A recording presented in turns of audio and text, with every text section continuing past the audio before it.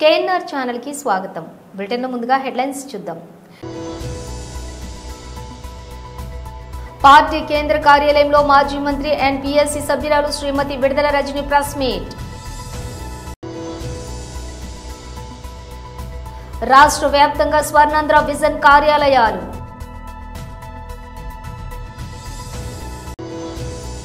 BJP OBC Morcha జాతీయ అధ్యక్షులు, BJP parliamentary board సభ్యుడు ఎంపీ డాక్టర్ కె లక్ష్మణ్ ప్రసంగిస్తున్నారు. నిత్యం దుర్వాసన, ఊపిరి పీల్చుకోవడానికి అవకాశం లేని పరిస్థితి, మా బతుకులు ఇంతేనా అంటూ జనాగ్రహంతో విశాఖ జిల్లా గాజువాక సమీపం స్వాతంత్ర నగర్ డంపింగ్ యార్డు ప్రదేశం అట్టుడికింది. ఇక మాటలు లేవు, ఉద్యమమే అంటున్నారు అక్కడి ప్రజలు. డంపింగ్ యార్డు వలన కలిగే దుర్వాసనతో సతమతమవుతున్న 14 గ్రామాల ప్రజలు రోడ్డెక్కారు. నేతల మాటలన్నీ ఆచరణ సాధ్యం కాలేదంటూ ఆవేదన వ్యక్తం చేశారు. జనావాసాలకు అతి చేరువలో ఉన్న డంపింగ్ యార్డును తరలించాలంటూ అనేక ఏళ్లుగా పోరాటం చేస్తున్న అధికారులు నిమ్మకు నీరెత్తినట్లు వ్యవహరిస్తున్నారని అధికార విపక్ష కార్పొరేటర్లు సైతం మండిపడుతున్నారు. పోరాట కమిటీ ఆధ్వర్యంలో చేపట్టిన ధర్నాలో పార్టీలకు అతీతంగా నేతలు హాజరయ్యారు. కార్పొరేటర్లు గంధం శ్రీనివాస్, గంగారం, నేతలు రౌతు గోవింద్, శంకర్, నారాయణ, రాంబాబు తదితరులు మాట్లాడుతూ అధికారులు స్పందించకపోతే ఉద్యమాన్ని ఉధృతం చేస్తామని హెచ్చరించారు. కాపాడాలి ప్రజల ఆరోగ్యాన్ని, తరలించాలి ఇక్కడ డంపింగ్ యార్డ్ వెంటనే, మున్సిపల్ అధికారులు వెంటనే చర్యలు తీసుకోవాలి, మున్సిపల్ అధికారులు వెంటనే చర్యలు తీసుకోవాలి, వెంటనే దీని మీద స్పందించాలి, తరలించాలి ఇక్కడ డంపింగ్ యార్డ్ వెంటనే, తరలించాలి ఇక్కడ డంపింగ్ యార్డ్ వెంటనే, తరలించాలి. ఎందుకంటే 9 వరకు కూడా వీళ్ళు ఉంటారు, 9 తర్వాత ఇంక ఎవరు ఉండరు, వెళ్ళిపోతారు. కాబట్టి 9 తర్వాత మీరు అందరూ రండి అని చెప్పేసి కమిషనర్ గారు ఏమో మరి వాళ్ళకి ఆదేశాలు ఇచ్చి ఉంటారు. ప్రజల ఆరోగ్యాన్ని కాపాడాలి, ప్రజల ఆరోగ్యాన్ని, ఇక్కడ నుండి డంపింగ్ యార్డ్ వెంటనే తరలించాలి, ఇక్కడ నుండి డంపింగ్ యార్డ్ వెంటనే. దేనికోసం చేస్తున్నాం అనేది మనందరికీ తెలుసు. గత 2 వారాల క్రితం వచ్చిన ఆ దుర్వాసన చాలా మందిని కదిలించింది. ఎందుకంటే గతంలో స్పందించాలి స్పందించాలి స్పందించాలి మున్సిపల్ అధికారులు వెంటనే స్పందించాలి స్పందించాలి తరలించాలి తరలించాలి తరలించాలి ఇక్కడ డంపింగ్ యార్డ్ వెంటనే తరలించాలి తరలించాలి ఇక్కడ డంపింగ్ యార్డ్ స్పందించాలి స్పందించాలి మున్సిపల్ అధికారులు వెంటనే స్పందించాలి స్పందించాలి స్పందించాలి మున్సిపల్ అధికారులు వెంటనే స్పందించాలి స్పందించాలి కాపాడాలి ప్రజల ఆరోగ్యాన్ని. ఈ గాజువాకలోని రామచంద్ర నగర్, అలాగే స్వతంత్ర నగర్, బర్మా కాలనీ చుట్టూ ఉన్నటువంటి లక్షలాది మంది ప్రజల నివాసాల మధ్య రోజుకి 250 టన్నుల చెత్త తీసుకొచ్చి ఇక్కడ నిల్వ ఉంచి ఈ ప్రాంతాన్ని అంతా కూడా తీవ్రంగా గత 15 ఏళ్ల నుంచి కలుషితం చేస్తూ ఉన్నారు. ఈ ప్రాంత ప్రజానీకం మొత్తం ఈ కలుషిత బారిన పడి చర్మ వ్యాధులకి, అలాగే శ్వాసకోశ వ్యాధులకి, ఊపిరితిత్తుల వ్యాధులకి, క్యాన్సర్కి, ప్రమాదకరమైనటువంటి జబ్బులకి గురవుతున్నటువంటి పరిస్థితి అనేటువంటి కొనసాగుతుంది. ఇది చట్ట వ్యతిరేకం. చట్టాలను ధిక్కరించి నివాసాల మధ్య ఈ డంపింగ్ యార్డులు పెట్టడం అనేటువంటిది సరైనటువంటిది కాదనేటువంటిది సిపిఎం పార్టీగా మేము భావిస్తూ ఉన్నాము. పలుసార్లు కౌన్సిల్లో కూడా చర్చకు వచ్చింది, కానీ దాన్ని కొనసాగిస్తూనే ఉండటం అనేటువంటిది చాలా ఆందోళన కలిగిస్తూ ఉన్నది. ఇప్పటికైనా అధికారులు స్పందించాలి. అధికారులు స్పందించాలంటే ప్రజాప్రతినిధులు స్పందించాలి. ఎన్నికైనటువంటి పార్లమెంటు సభ్యులు, ఎన్నికైనటువంటి శాసనసభ్యులు వాళ్ళు తలుచుకుంటే నెల రోజుల్లో ఇక్కడి నుంచి తీసేయచ్చు. వాళ్ళు అదనంగా డబ్బులు ఇవ్వాల్సిన అవసరం లేదు. మున్సిపల్ కార్పొరేషన్ నుంచి ఓ 20 కోట్ల రూపాయలు అదనంగా ఖర్చు పెడితే దీన్ని తీసుకెళ్లి నగరం శివారులో తీసుకెళ్లొచ్చు. ఈ చెత్తనంతా కూడా విద్యుత్తుగా కూడా మార్చేటటువంటి ప్లాంట్ని కూడా పెట్టొచ్చు. వాళ్ళు చిత్తశుద్ధితో పనిచేస్తే నెల రోజుల్లో తీసేయచ్చు. వాళ్ళు తీసేయలేదనుకో ఈ ప్రాంతంలో ఉండే కార్పొరేటర్లందరూ కూడా నిరసన కార్యక్రమం మున్సిపల్ కార్పొరేషన్ దగ్గరికి రమ్మని కోరండి. మీరు సిపిఎం పార్టీ కార్పొరేటర్గా నేను ముందుంటాను. మీ యొక్క అభిప్రాయానికి ఇక్కడ గంధం శ్రీనివాసరావు గారు ఉన్నారు, వారు కూడా ఆహ్వానించండి. మిగిలినటువంటి వాళ్ళందరూ రండి. మున్సిపల్ కార్పొరేషన్ ని ఆ విధంగా స్పందిద్దాం. ఆ విధంగా రాజకీయంగా ఇది మార్పు అనేటువంటిది జరగాలి. పార్టీలు మీరందరూ కూడా అన్ని పార్టీలకు సంబంధించినటువంటి వాళ్లే. మరి అన్ని పార్టీలకు సంబంధించినటువంటి ఆ రాజకీయ ప్రజాప్రతినిధులు దీన్ని పూనుకుంటేనే ఇది అవుతుంది. అందువల్ల వాళ్ళు తప్పనిసరిగా ఈ నెల రోజుల్లో పూనుకోమనండి. దీని పరిష్కారాలు చాలా ఉన్నాయి. పెద్ద పెద్ద కొండలు ఇచ్చేస్తున్నారు, పెట్టుబడిదారులకి ఉన్నారు, లేదా ఇల్లు కట్టుకోవడానికి సంపన్నులకి కొండలు ఇచ్చేస్తున్నారు. అక్కడ మంచినీళ్ళు వెళ్తాయి, రోడ్లు వెళ్తాయి, విద్యుత్తులు వెళ్తాయి, వాళ్ళ యొక్క చెత్త తీసుకెళ్లి గాజువాకు కూడా వస్తుంది.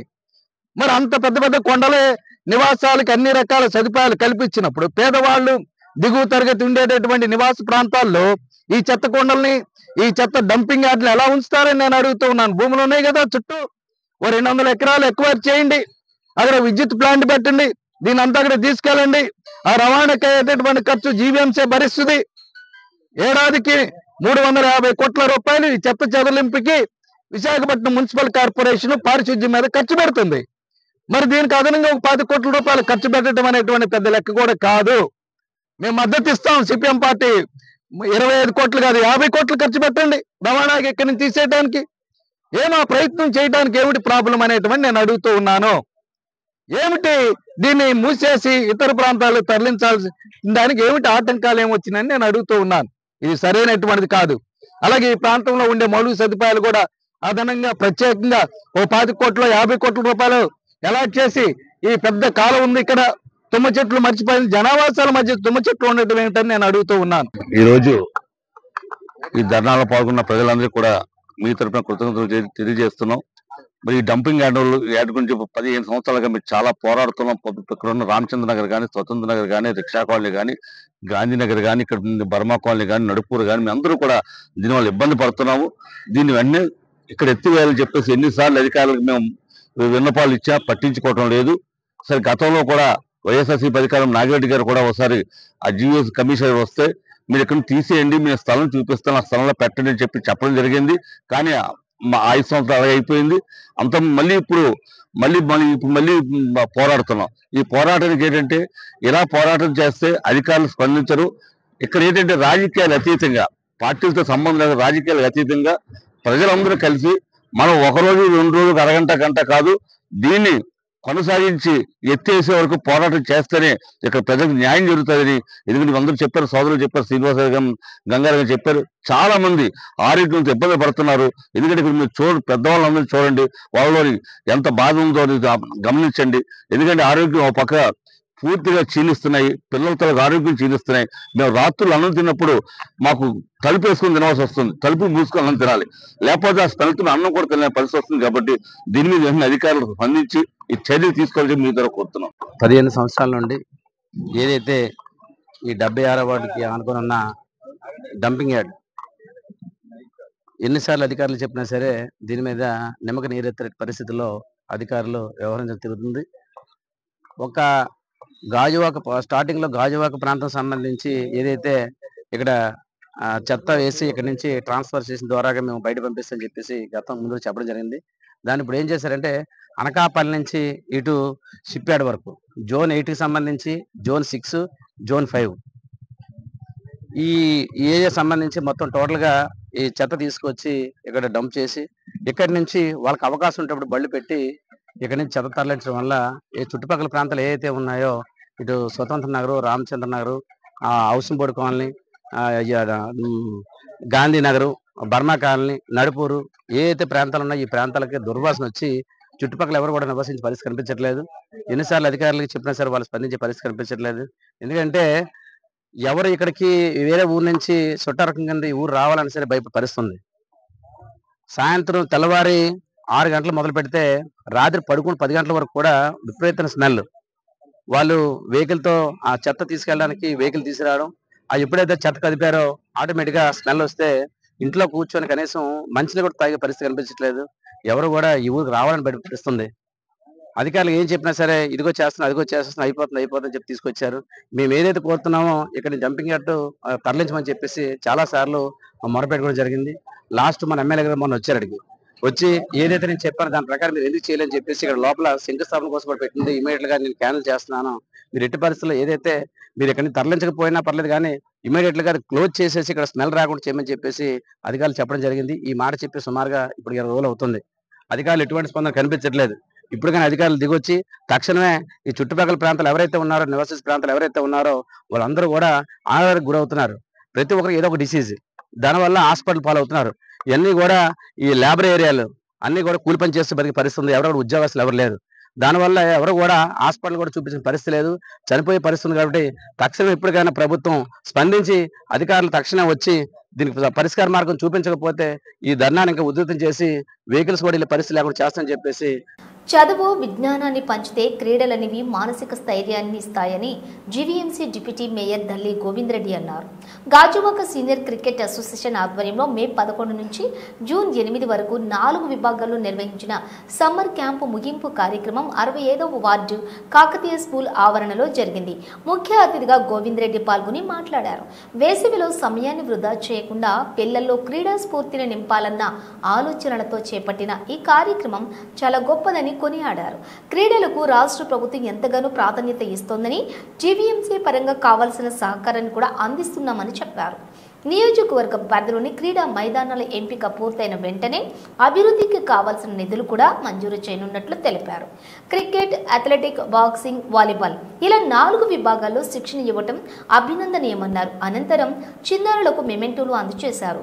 ఈ కార్యక్రమంలోని కార్పొరేటర్ పల్లా శ్రీనివాసరావు, సిపిఐ నేత కసిరెడ్డి సత్యనారాయణ, అడారి రామకృష్ణ, సీనియర్ పాత్రికేయుడు కసిరెడ్డి రమణ, అసోసియేషన్ అధ్యక్ష కార్యదర్శులు కసిరెడ్డి నూకరాజు, ఊరుకూటి రాజారావు, నగేష్, సిహెచ్ రమణ, వాసు, ప్రభు, వెంకట రామారావు తదితరులు పాల్గొన్నారు.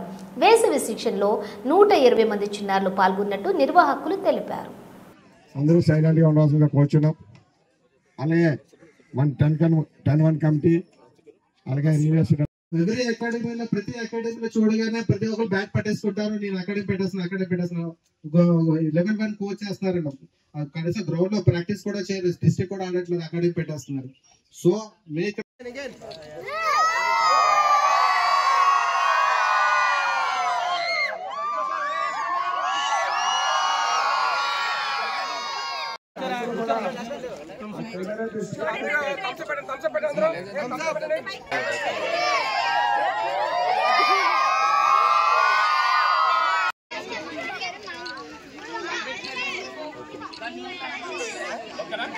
ఓకే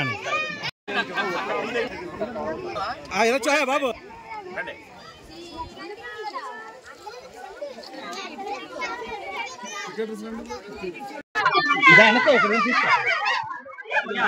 సరే బయట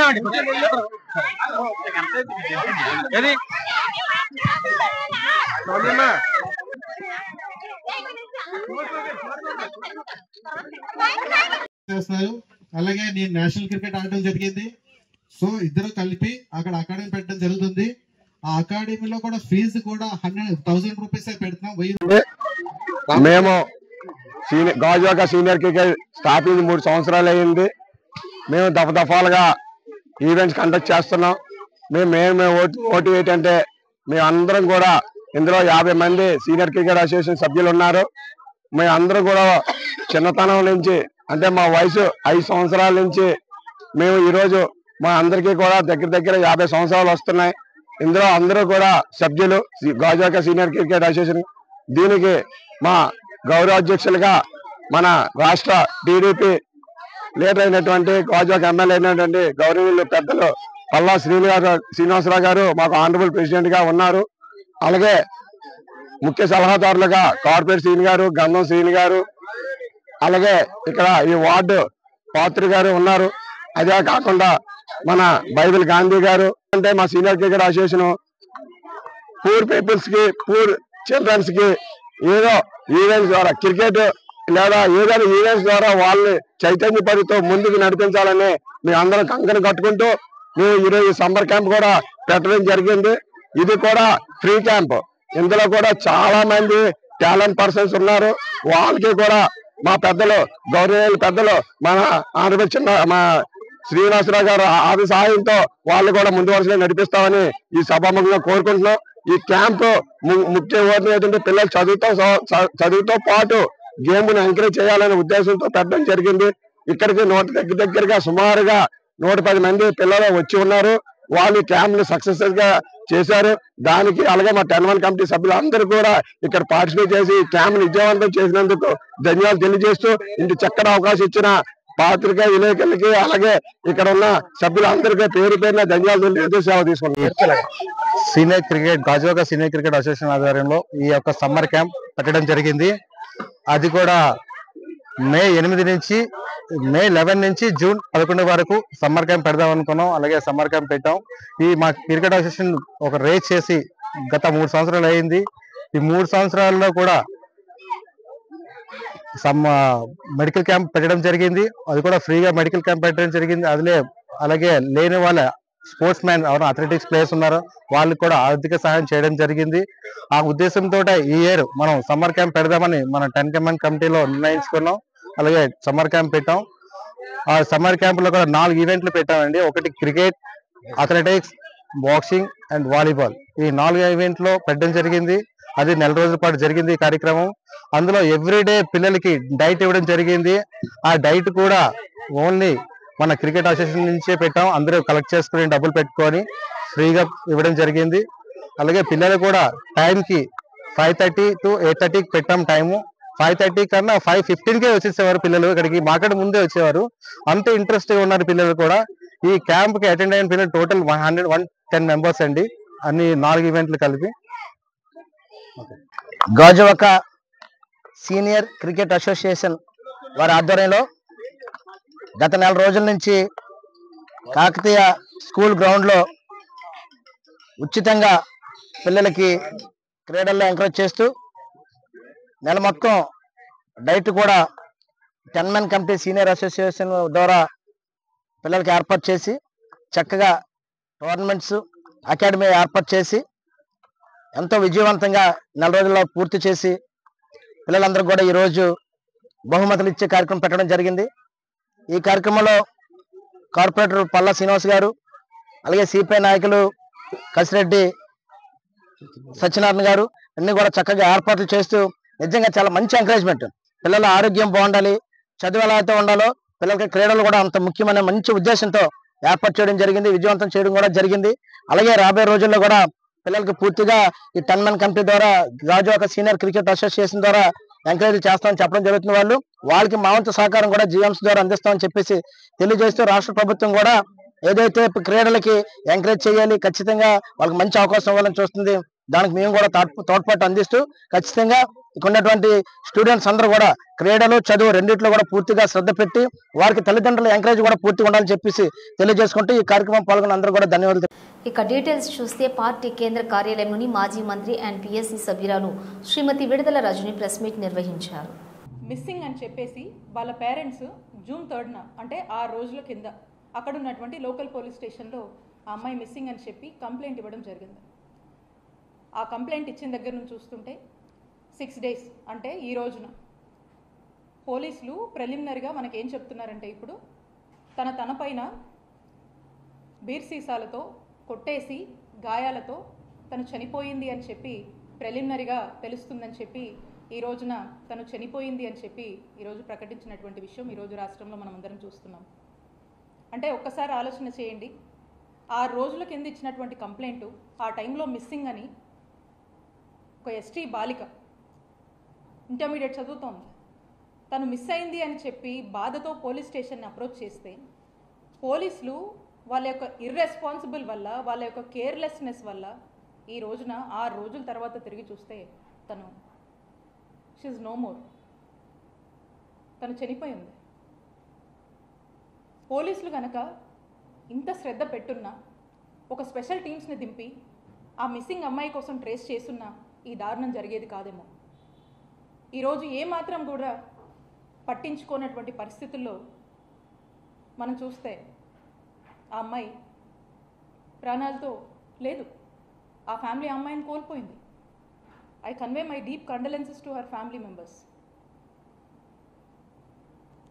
అంటే ఒక్కసారి ఆలోచన చేయండి, స్పష్టంగా లా అండ్ ఆర్డర్ ఫెయిలియర్.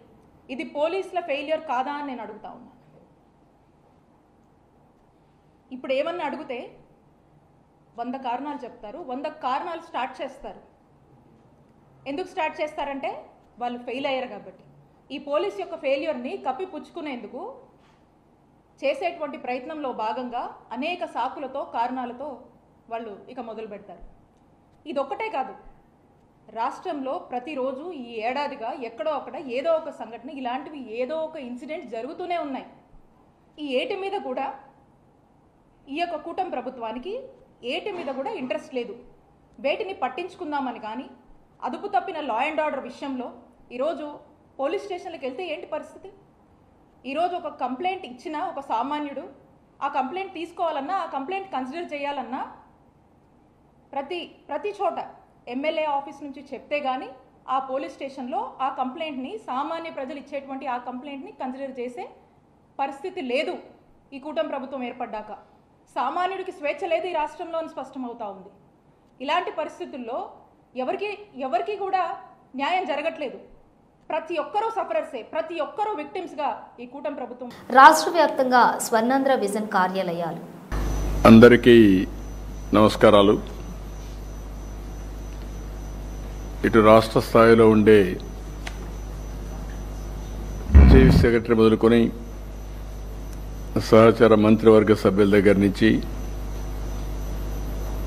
అదే మరిగా జిల్లా స్థాయి కలెక్టర్ మొదలుకొని జిల్లా స్థాయి అధికార యంత్రాంగం, అంతేకాకుండా నియోజకవర్గంలో ఉండే ఈ విజన్ యాక్షన్ ప్లాన్ కార్యాలయానికి సంబంధించినటువంటి గౌరవ శాసనసభ్యులు, అదే మరి గౌరవ పార్లమెంట్ సభ్యులు, అంతేకాకుండా సభ్యులంతా కూడా పనిచేసే సిబ్బందికి అందరికీ నమస్కారాలు, అభినందనలు, శుభాభినందనలు.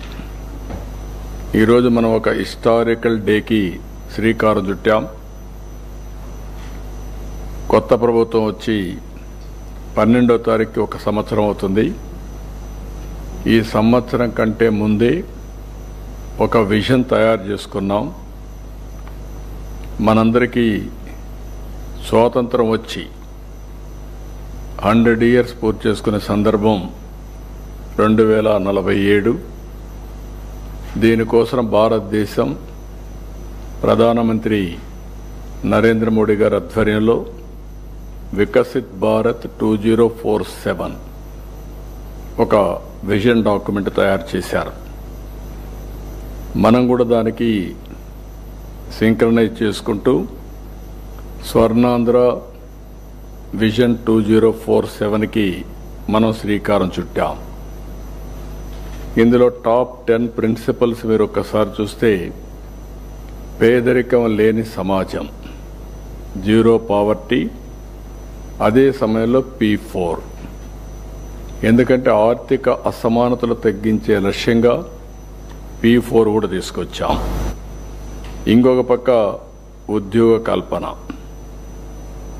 అది కాకుండా మూడోది నైపుణ్యం, మానవ వనరుల అభివృద్ధి, నాలుగోది నీటి భద్రత, తాగడానికి కానీ వ్యవసాయానికి, ఇండస్ట్రీకి water security, agritech, future is agriculture, అగ్రికల్చర్లో రైతుకు గిట్టుబాటు ధర రావాలి, ఆదాయం పెరగాలి. అందుకే ఈరోజు మనం అగ్రిటెక్ని ఫోకస్ చేస్తున్నాం, వాల్యూ అడిషన్ కూడా ఫోకస్ చేస్తున్నాం. అదే మరి అంతర్జాతీయ స్థాయి లాజిస్టిక్స్, యాజ్ ఆన్ టుడే మనం చూస్తే మన దేశంలో 14% లాజిస్టిక్స్ కాస్ట్ ఉంది. ఇంటర్నేషనల్గా చూస్తే 8%. బీజేపీ ఓబీసీ మోర్చా జాతీయ అధ్యక్షుడు, బీజేపీ పార్లమెంటరీ బోర్డు సభ్యుడు ఎంపీ డాక్టర్ కె లక్ష్మణ్ ప్రసంగిస్తున్నారు. నరేంద్ర మోడీ గారు మూడవసారి మొదటి సంవత్సరం అంటే 11 సంవత్సరాలు దిగ్విజయంగా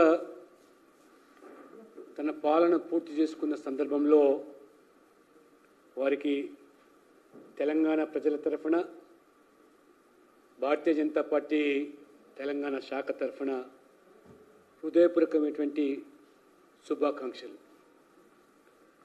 ఏ భారత ప్రజలైతే ప్రజాస్వామ్యానికి లోబడి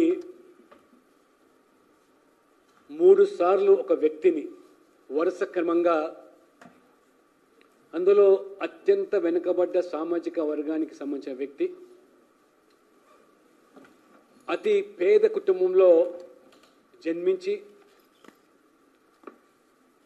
ఛాయ్ అమ్మి జీవితాన్ని గడిపినటువంటి వ్యక్తి 3వసారి ప్రధానమంత్రి కావడం అనేది ఈ దేశ చరిత్రలో అది మొదటి వ్యక్తి నరేంద్ర మోడీ గారు.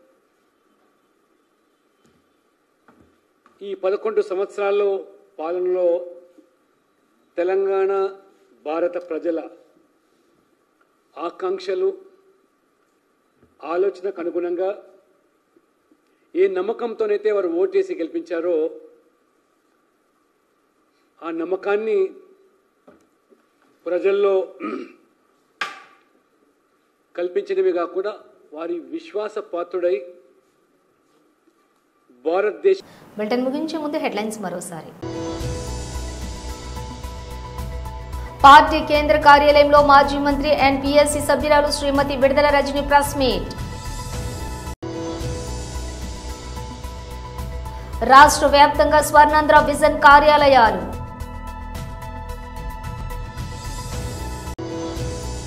బీజేపీ ఓబీసీ మోర్చా జాతీయ అధ్యక్షులు బీజేపీ పార్లమెంటరీ బోర్డు సభ్యుడు ఎంపీ డాక్టర్ కె లక్ష్మణ్ ప్రసంగిస్తున్నారు. ఇవి బులెటిన్ విశేషాలు. మరో బులెటిన్తో మళ్ళీ కలుద్దాం.